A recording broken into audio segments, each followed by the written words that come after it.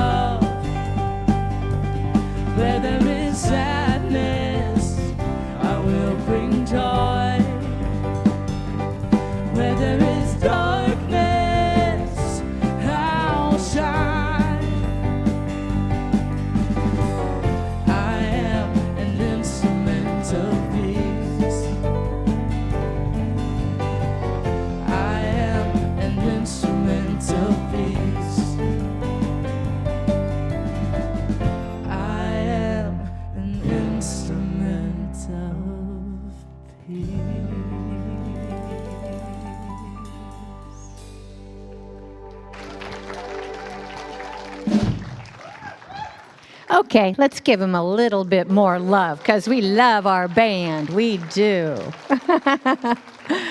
Well, good morning and welcome to the Center for Spiritual Living Santa Rosa. I am Tamira Hume, a practitioner here at our center, and I'm really glad to be with you today. This March, we've been turning our attention to the Baha'i faith tradition, and this following quote comes from a collection of quotes on BahaiQuotes.com.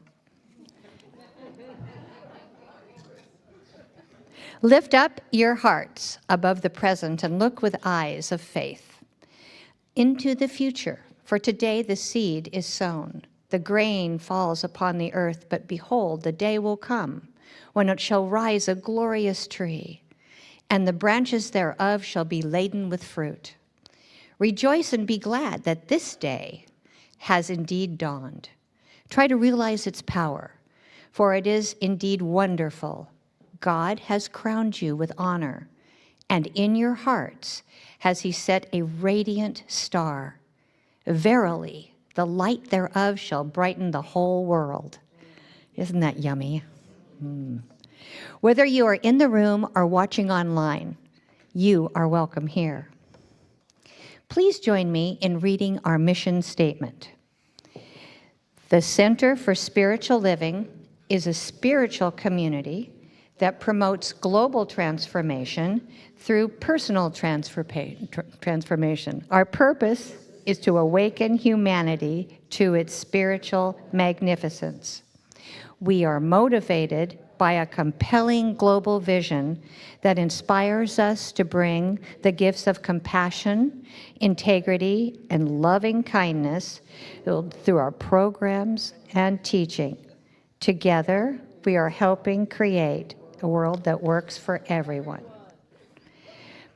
We work towards this mission through our 5 spiritual practices. Please read those with me. Spiritual study, affirmative prayer, meditation, selfless service, and spiritual circulation.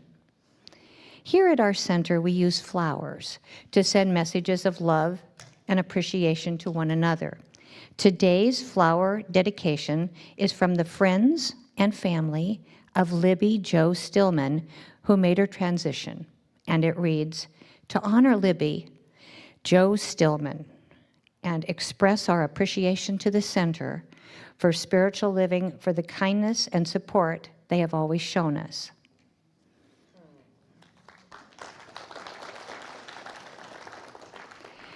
I would now like to extend a warm welcome to our first-time visitors. First-time visitors, would you please stand or raise your hand as you are able? Our ushers would like to bring you a flower and a welcome packet as a token of our gratitude that you are here with us today.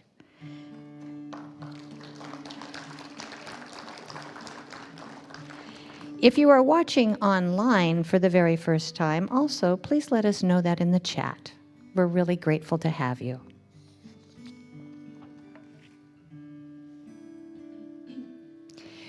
I know that somewhere between the music, meditation, prayer practices, and Reverend Russ's message today, you will find exactly what you need for the next step of your spiritual unfoldment.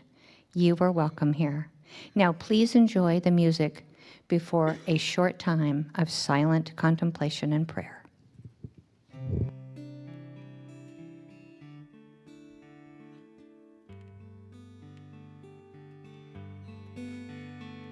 As I say a tender yes to everything that comes to me, my heart is open, I am free. I open to all that is, it brings me to my knees. I surrender, I am peace. As I say a tender yes to everything that comes to me, my heart is open, I am free.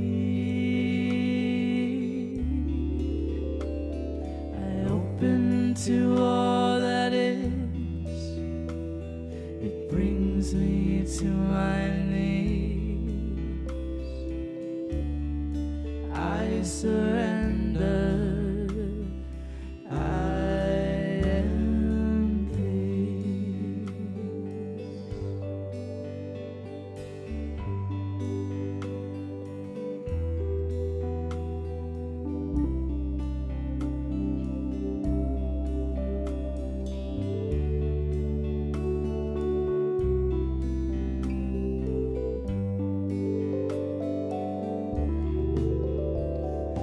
Open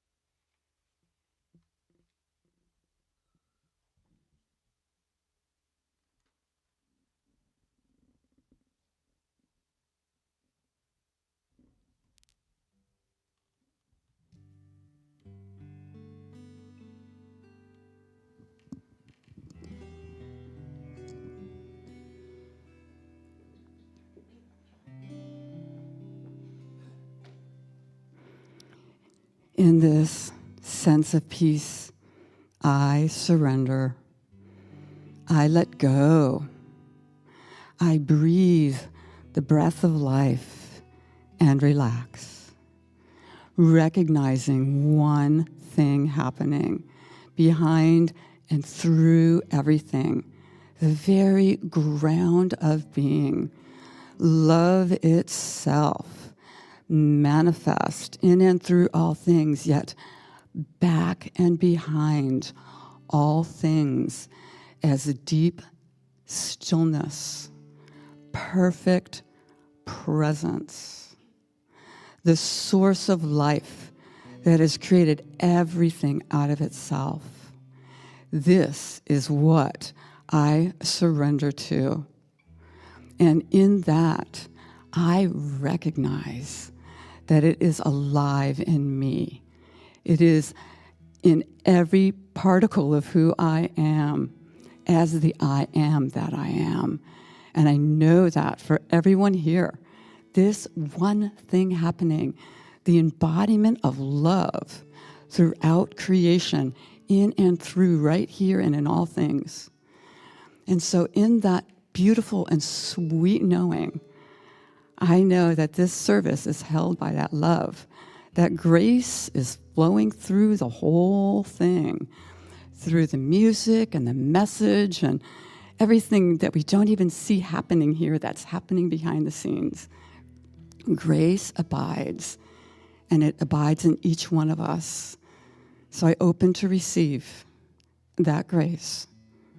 With deepest love and gratitude, I let this be so, and so it is. Amen.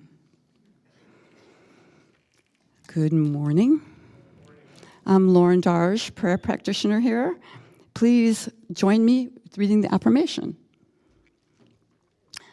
I celebrate the unity of all people and the unfolding of truth, and so it is.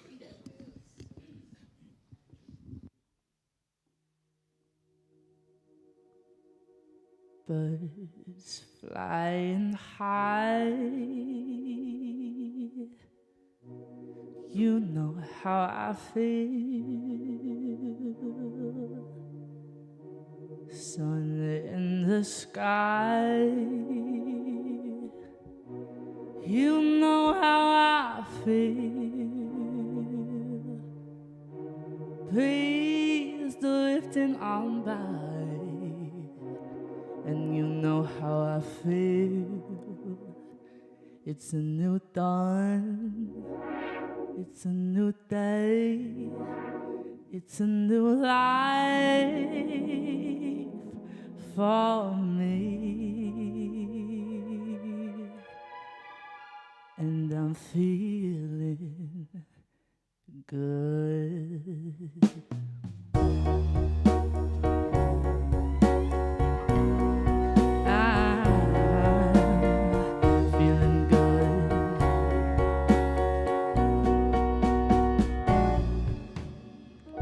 Fish in the sea, you know how I feel. Rivers running free, you know how I feel. Blossom on the tree, you know how I feel. It's a new dawn, it's a new day, it's a new life for me.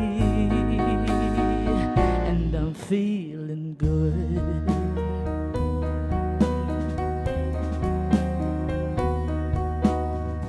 Dragonfly out in the sun, you know what I mean, don't you know? Butterflies all having fun, you know what I mean. Sleep in peace when day is done, that's what I mean. This old world is a new world, and a bold world for me. For me.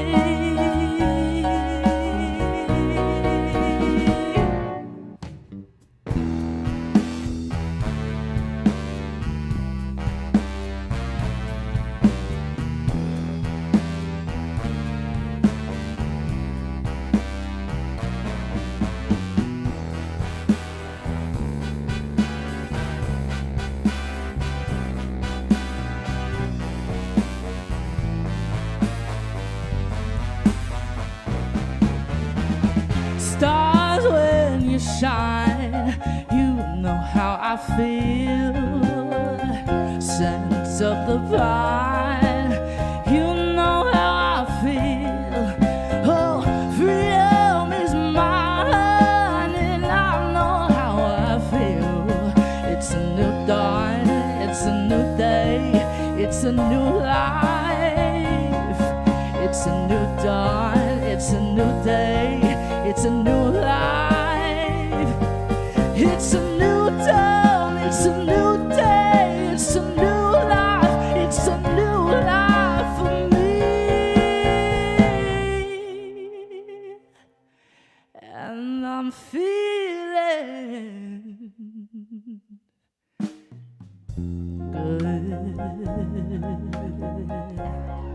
good. I'm feeling good. I feel so good. I feel so good.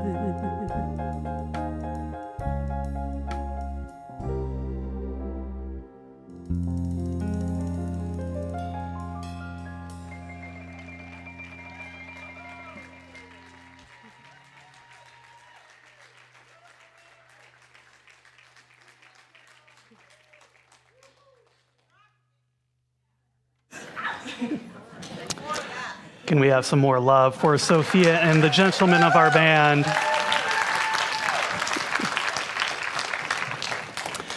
Good morning. When I was a kid, I had quite the imagination, and well, I loved creating entire fantasy worlds just through the power of my mind and then living in them. And I would use my magical 5-year-old powers to shoot fireballs and lightning bolts out of my hands. And I would fly to strange new worlds. And I remember sitting under my jungle gym with a leather-bound dictionary, pretending that it was a book of spells. That it was teaching me how I could mold the universe to my whims through the power of my mind. I would eyeball the best branch that would make a great magic wand. So as a kid, well, my understanding of the universe was admittedly pretty limited. You know, despite the creativity of my imagination. And I believed that it worked in certain ways, and I was often wrong. But as I grew up,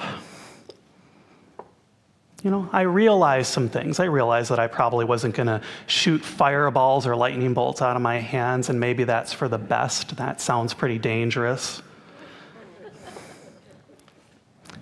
That's how life goes. You know, we come into this world and we start to learn. We try to make sense of it. The ways that we make sense of it don't always match reality. And so we have to keep learning and refining. Now, you likely know that it takes an open mind to keep on learning. And I've learned that it's best for me to be as open as possible, because it turns out that I'm always growing. I'm always learning something new. And that attitude, it's helped me to avoid getting stuck in a rut of my own false reality. You know, getting caught up in a reality that simply is not grounded in truth. So just like my, understanding of fireball shooting out of my fingers had to evolve, well, my concept of the divine, that's grown as I've grown. And our founder, Dr. Ernest Holmes, he has a phrase for this. He says that this attitude is staying open at the top.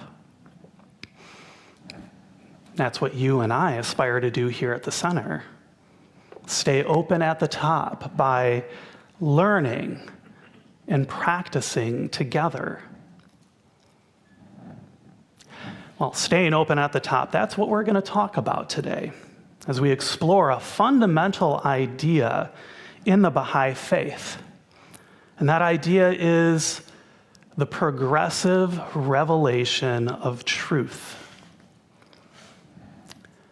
Now, the founders of the Baha'i faith, the Bab and Baha'u'llah, they share this idea that our understanding of reality grows as we grow.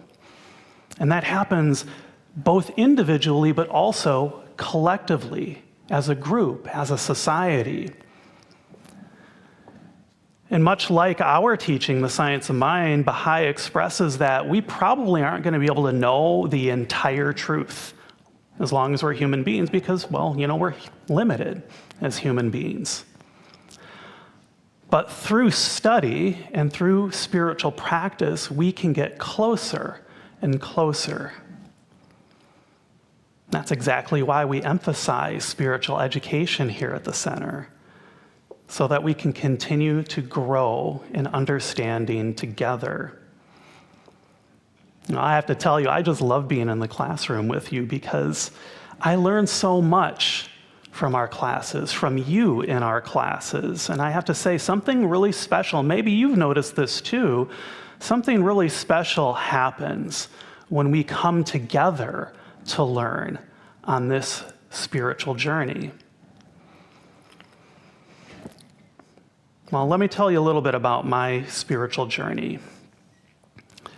It all began in the Lutheran Christian tradition. That's what I was born into.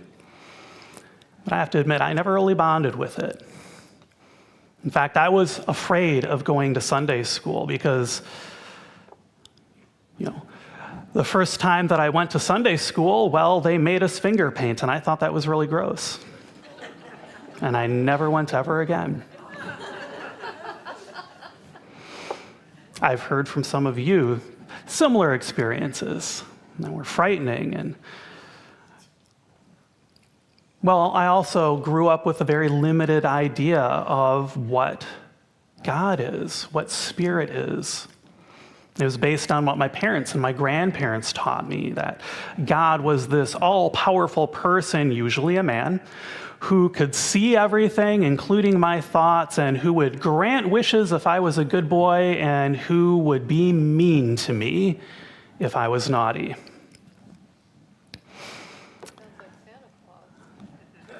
Sounds like Santa Claus, yeah. That's what I was taught. And for a young and impressionable mind, my mind latched onto, if I'm naughty, then God's going to be mean to me. That was terrifying. And so I avoided religion. I avoided spirituality for much of my life. I didn't really have much room for it. That is until I grew up a little bit, and I had a brief stint as a Wiccan. And I was in my late teens, early 20s during this time of my life. And well, the idea of magic being at the center of my spiritual practice was really appealing because that, 5-year-old wizard inside of me, he never really went away. But I learned that the magic in Wicca was much deeper than that 5-year-old version of myself could understand.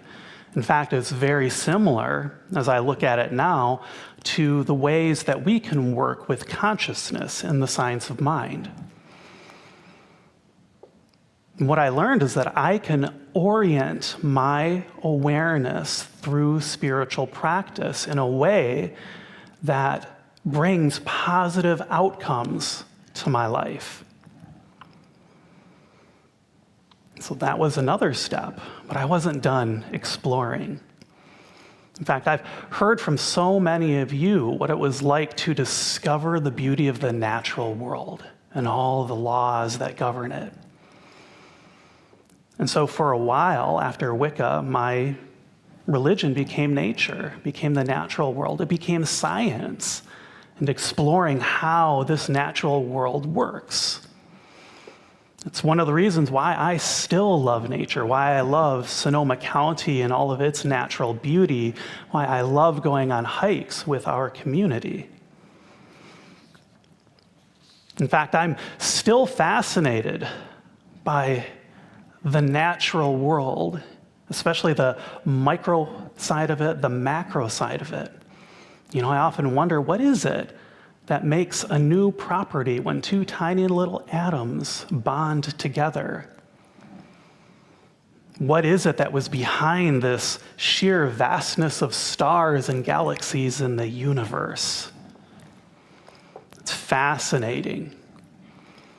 And that fascination, it led me to where I am today, the science of mind. And here I am with you, exploring these same teachings,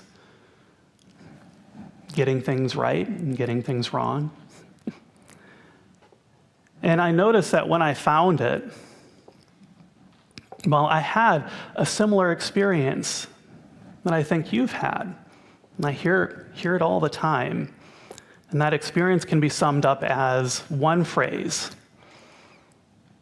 I've come home.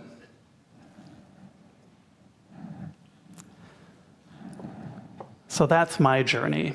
And I'd love to hear about your journey, how your spiritual understanding has grown and changed over the years, because I know it has.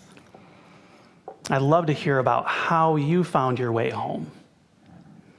So send me an email. Tell me about your journey. My email's easy to remember. It's Russ, R-U-S-S, at CSLSR.org.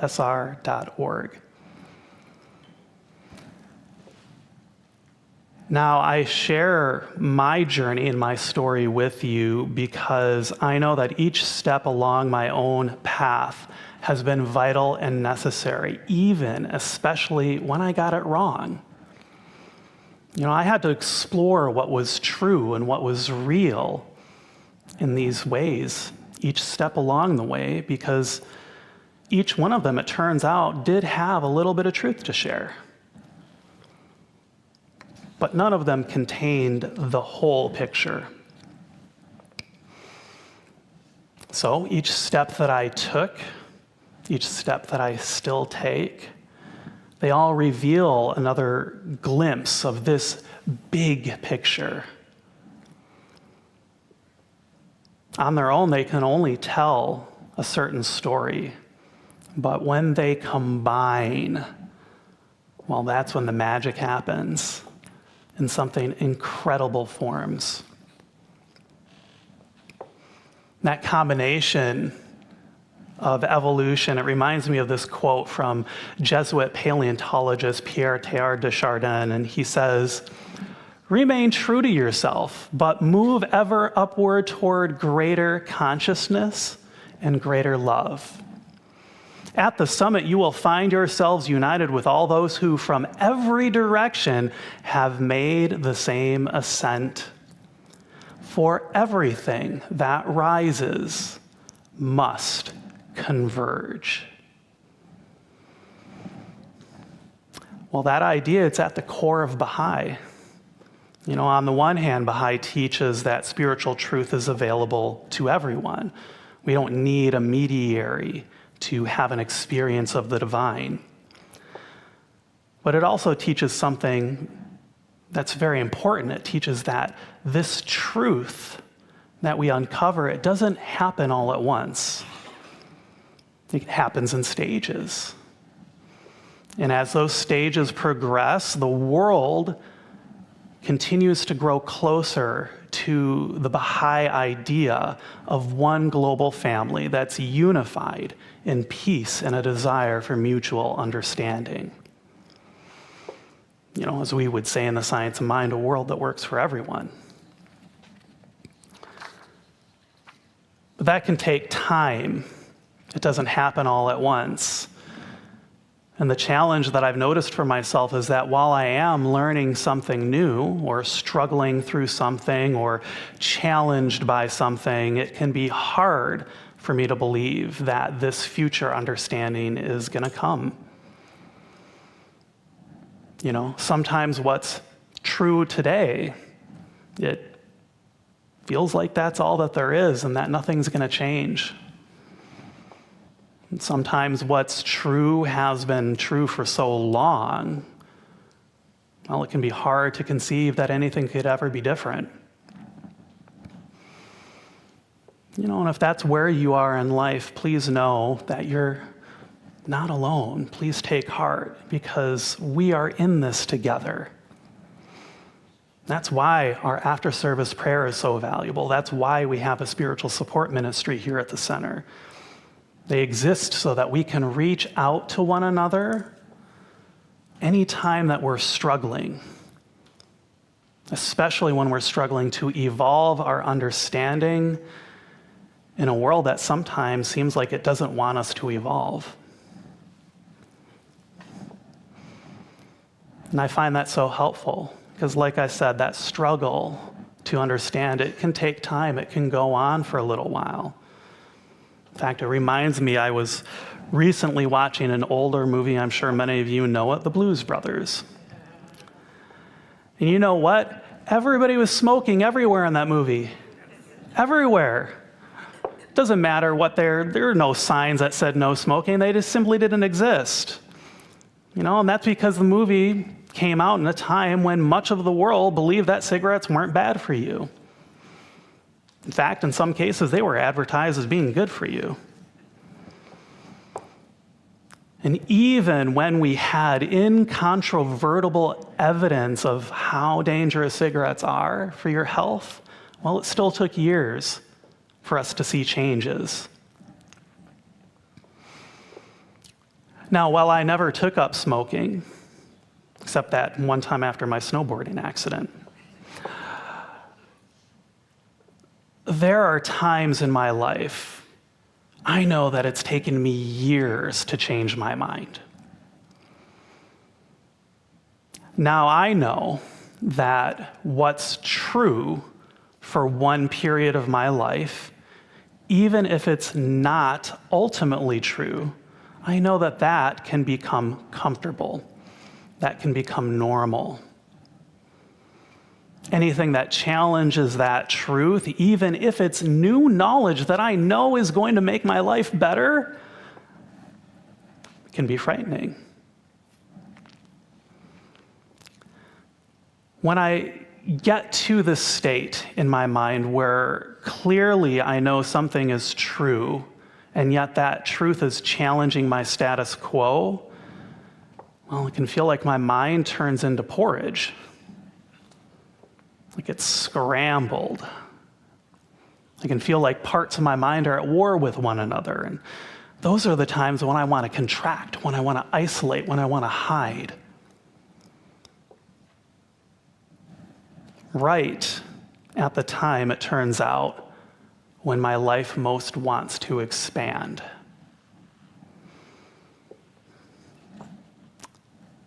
This happened to me the first time that I began my ministry.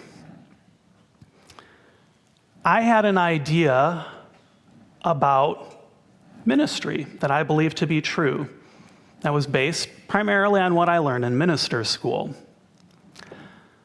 But the reality of ministry, compared to what I was taught, was very, very different.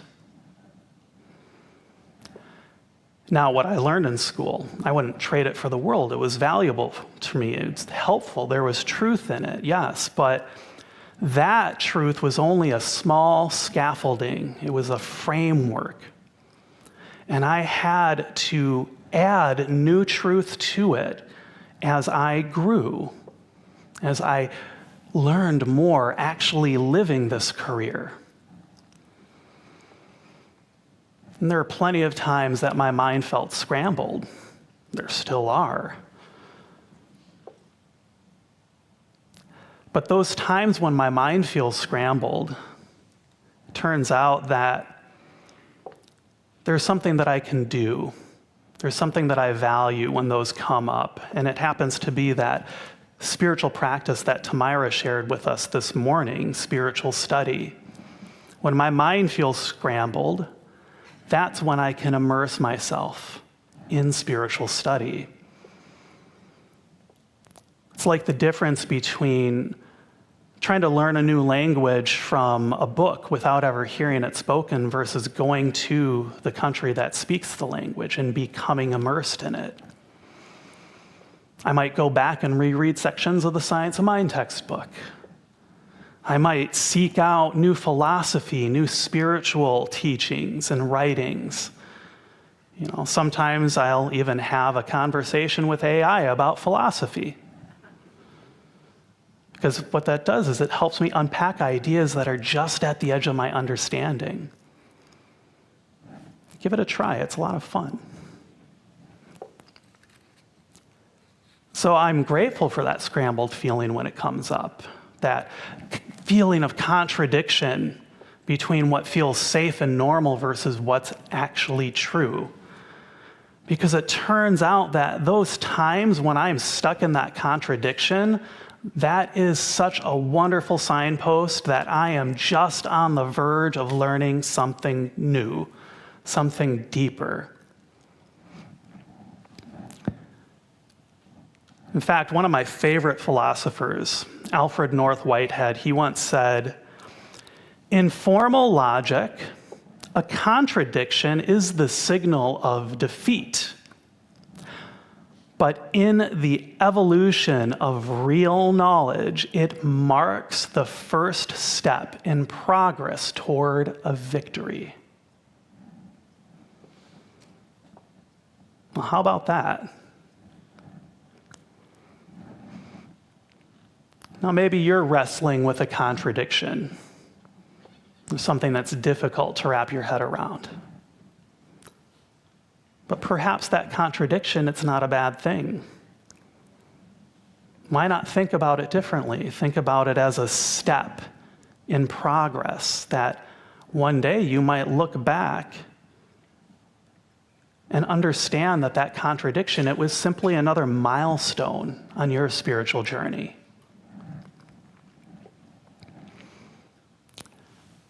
So that's spiritual study. But it's only one half of the equation I've learned. I also have to remember that my spiritual evolution doesn't happen in isolation. It happens as part of this greater global community that we are all a part of. And stepping into the truth of the world, I've found can be a great way to bring me deeper clarity. Now, what do I mean by truth of the world? Well, I've learned that there is a big difference between understanding a spiritual concept and bringing that spiritual concept to life by living it in my day-to-day affairs. And here, Baha'i has something more to teach you and to teach me. Baha'i teaches that we should not be concerned just with our own spiritual growth, but we should also be concerned with supporting the evolution and the growth of the world, bringing that truth to the world. In fact, I read about this very idea in action in a recent article on the Baha'i World News Service website. And in that article, they share how Baha'i youth are finding purpose and coherence through selfless service, which turns out is one of the 5 spiritual practices here at our center. And I love that word, coherence, but what does it mean? Well, what it means is that coherence is what we have when we match our spiritual life with our actions and our identity as we're living in the world.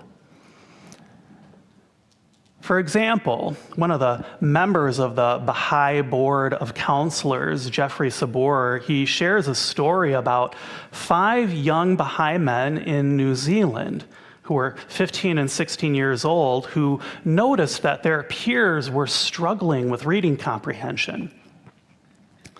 So these 5 teenagers, they got together in a process that Baha'is call consultation. And in it, they discuss as a group, grounded in spiritual truth, the idea that they want to explore. And they do it democratically. And they come to a consensus about what it is that they would like to do as a group, as one entity. So in this case, after their consultation, they decided to share a weekly tutoring group. And Jeffrey Sabor shares that not only were they able to help their peers with their reading comprehension, but their own reading comprehension increased. And even more importantly, they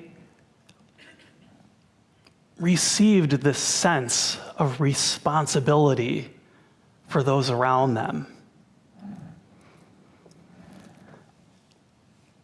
So for Baha'i, selfless service isn't just an add-on practice that's nice to do. It turns out that it's the root of what it means to build and live a spiritual identity.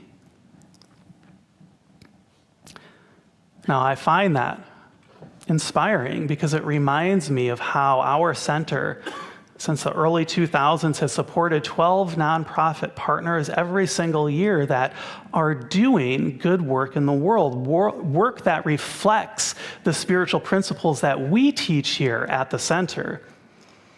You can see those 2026 nonprofit partners right out in the entrance to the social hall. You can find them on our website. I tell you that because maybe one will call to you. In fact, we have a little flyer out in the social hall with the contact info for all of them.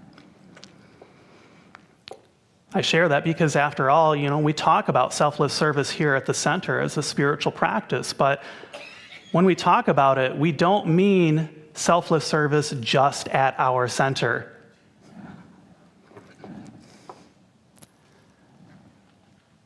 And that makes me think, where might I volunteer outside of our four walls? In fact, it's become a bit of a problem for me.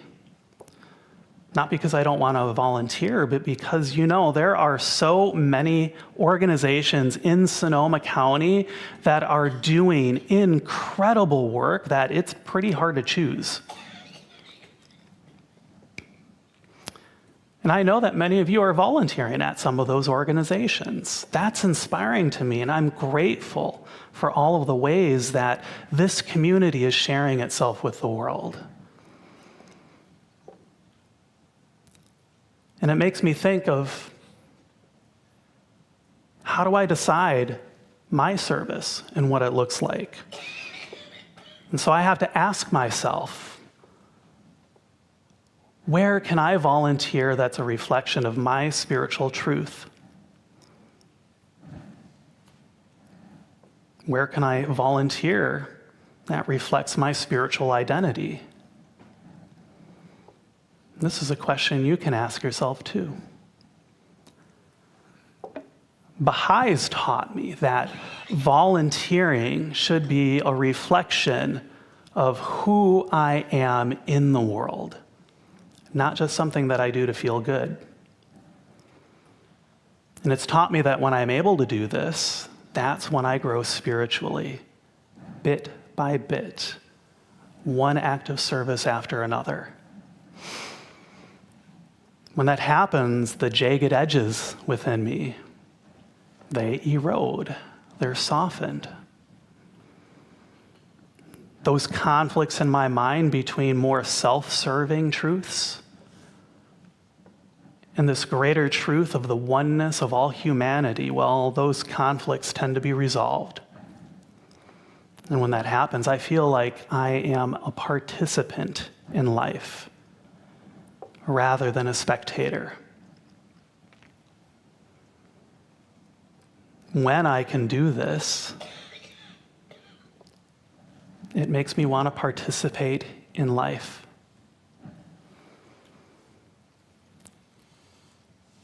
Because what I've learned is that in life, I'm not just learning truth. Living life helps me to live truth. And the founder of Aikido, Morihei Ueshiba, says, all the principles of heaven and earth are living inside you. Life itself is the truth, and this will never change. Life is that ultimate truth. It's constantly being revealed to us. Our work is simply to be open to it, to be open at the top, and to choose to accept it. So I've been thinking about how I might participate. And when I do, I find myself remembering that 5-year-old wizard under the jungle gym. Because for him, magic was real. Day by day, he grew up. But one thing never changed: the magic that has always been there. And that magic is that his consciousness does shape his reality. Just like your consciousness shapes your reality. The evolution is that he discovered the way his mind can shape reality is so much more powerful and beautiful than anything he would ever learn from his dictionary book of spells. And that's a reminder for me, and I hope for you, to not stop imagining the greater yet to be. It's a reminder that it's not enough to simply imagine this greater yet to be. The magic comes when we choose to live it. There is no more profound incantation than living life in service to the world. Let us take that into prayer. I invite you to turn within, tapping into that source of life that is within all of us. And it is that life that is here now, just as it is everywhere. It is the essence and nature of all things, seen and unseen. It is the very nature of perfection itself. It is whole, it is complete, and there is nothing beyond its creative power. And it's that creative power that I recognize is within me, is within each and every one of us here and online. Each of us is the expression of that creativity, that boundless wholeness, that love, and that peace. We are the divine one expressing itself in this world. And I know that through every step that we take, every new truth that we discover for ourselves, we uncover more and more of that divinity that resides within us. And so I am inspired to see how that truth continues to unfold progressively, both for myself, but also for all of us here. And I know that as each of us learns more of that truth, lives more of that truth, that together we are uncovering something beyond the depths of all imagination. That infinite spirit is here now as us, through us, guiding us, so that as we live our lives from our spiritual truth, we take one step after the other toward this world that works for everyone, this world in which we are all a part of this great global family.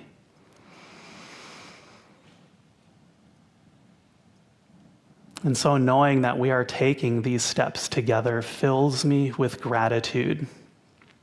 And with my gratitude, I release this word into that divine law of the beloved, knowing that all that has been spoken has already been acted upon.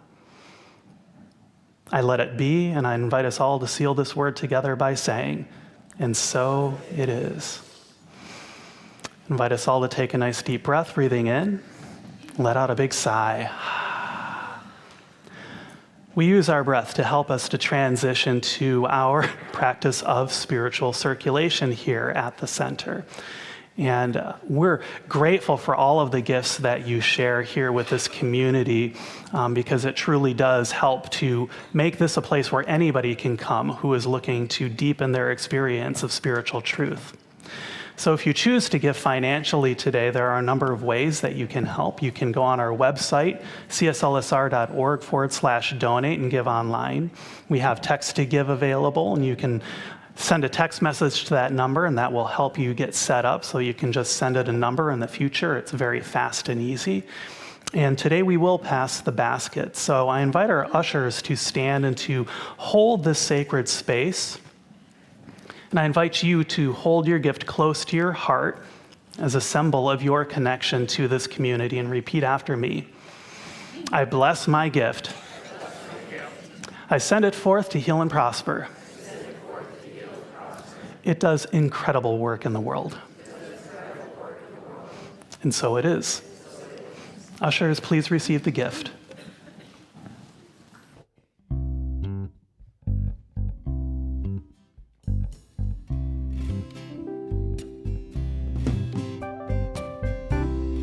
I can see clearly now, the rain is gone. I can see all obstacles in my way.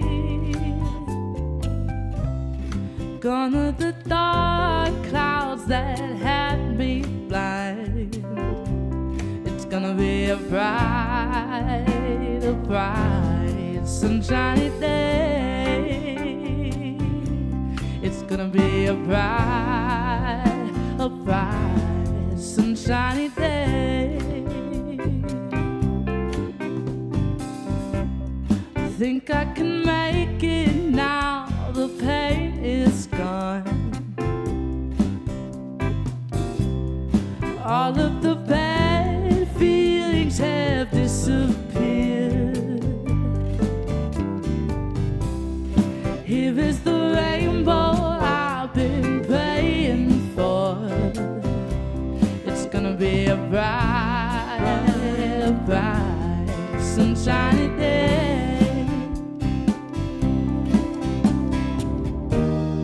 Look all around, there's nothing but blue skies.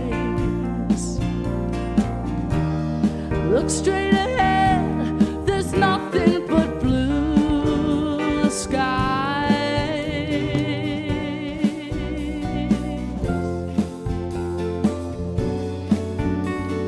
I can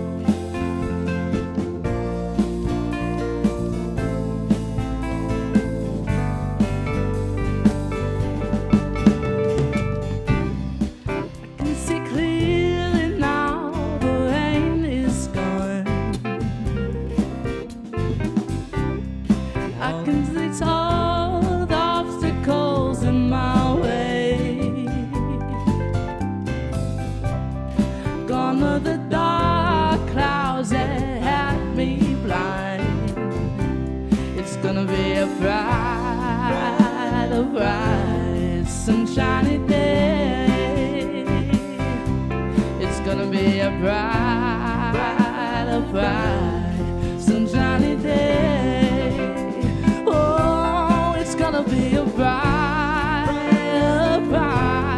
sunshiny day.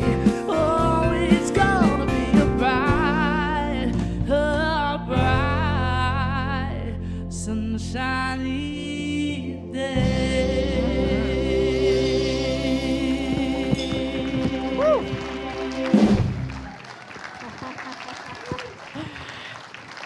And she's not lying, a bright sunshiny day, and we've got it. This coming Sunday, the 22nd, is our annual membership meeting.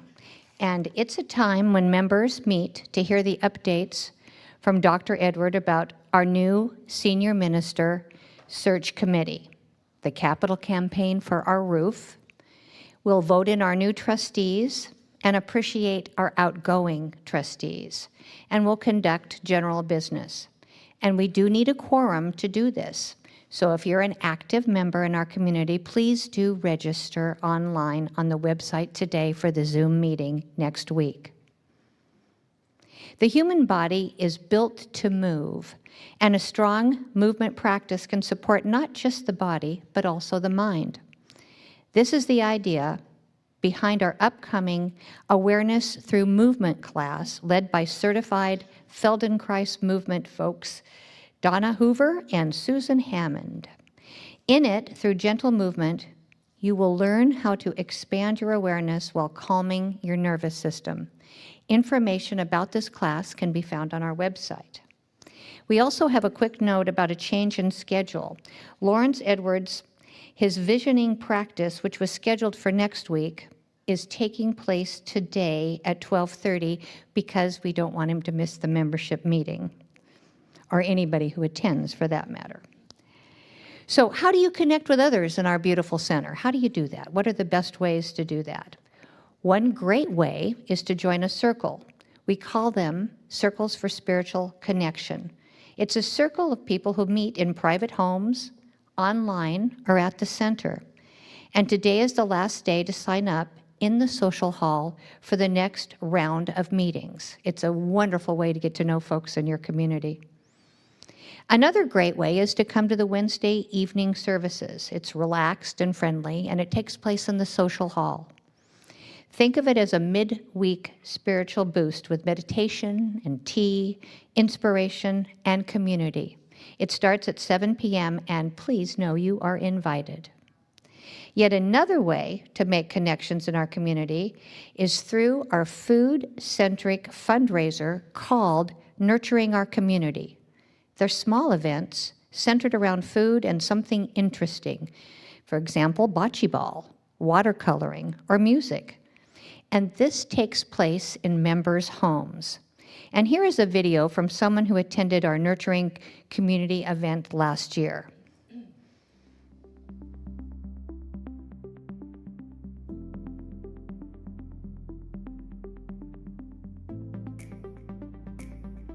One of the things that I really love about Nurturing Our Community is how it takes connections that we make at the center on Sundays, and it gives them space to grow outside the center. This year, I went to a few of the gatherings. Each one of them felt special in a different way. One afternoon, we were on the deck overlooking the Russian River, sharing lunch and listening to Astra Fox sing. Her voice was just incredible. And with the river flowing and everyone relaxed and present, it just honestly felt sacred. One of those moments that you definitely want to linger in. Another time, we got together for a pool party. We rolled up our sleeves, pulled the pork together, and laughed a lot. We helped each other out, and then we sat down to eat. It was simple, and it was real. There's something about making food together that opens people up and helps you really connect. Later in the year, we met outside again for burgers and a game of pétanque. Some of us were just learning as we went, and some of us were just there to have food and conversation and laugh with each other. But everyone was having a great time. Felt easy and felt joyful. What I've noticed is that after experiences like these, Sundays feel different. When you see each other again, there's more warmth, more love, more familiarity. Nurturing Our Community takes a spiritual community and turns it into something that you actually live. So if you've ever thought about joining in, I really encourage you to do it. When the Nurturing Our Community auction opens in April, I encourage you to bid often, bid generously, and say yes. I'll definitely be back in 2026, and I hope to see you at one of the events.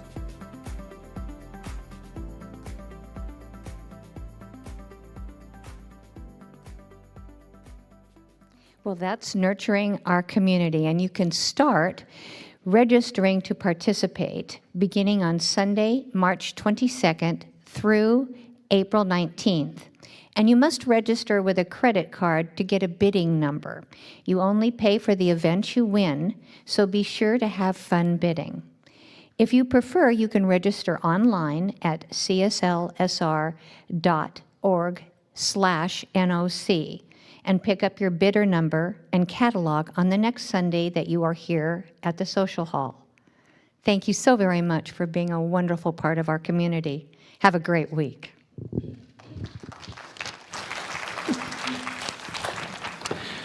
All right, it is time to bring our service to a close, but before we close, I have a message from our Lost and Found department.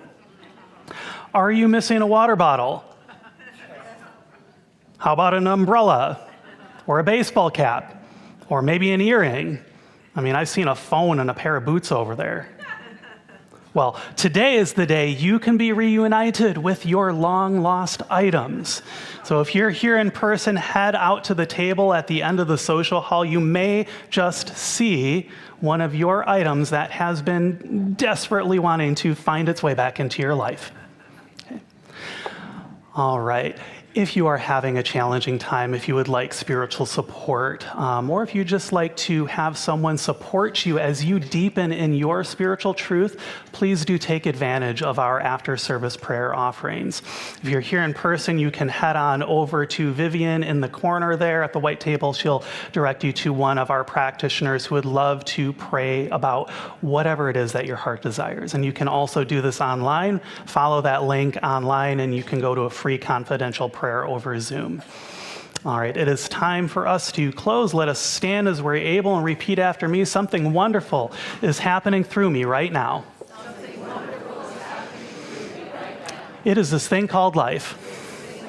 Life is in my mind. Life is in my body. Life is in my affairs. I think it, I feel it, and I accept it. Just the way that it is, and just the way that it is not. Thank you, life. Please know with me that you are never alone. That Spirit is right where you are. That you have only to look within at any moment to know that you're guided, sustained, and empowered by a presence that expresses itself as you in this world. In deepest gratitude, let us live our lives accordingly so that in everything that we do and say and think, we honor this presence within. And so it is. Thank you so much for being here. Let's close in song. I release and I let go. I let the Spirit run my life. And my heart is open wide. Yes, I'm only here for God. No more struggle, no more strife. With my faith, I see the light. I am free in the Spirit. Yes, I'm only here for God. I am free in the Spirit. Yes, I'm only here for God.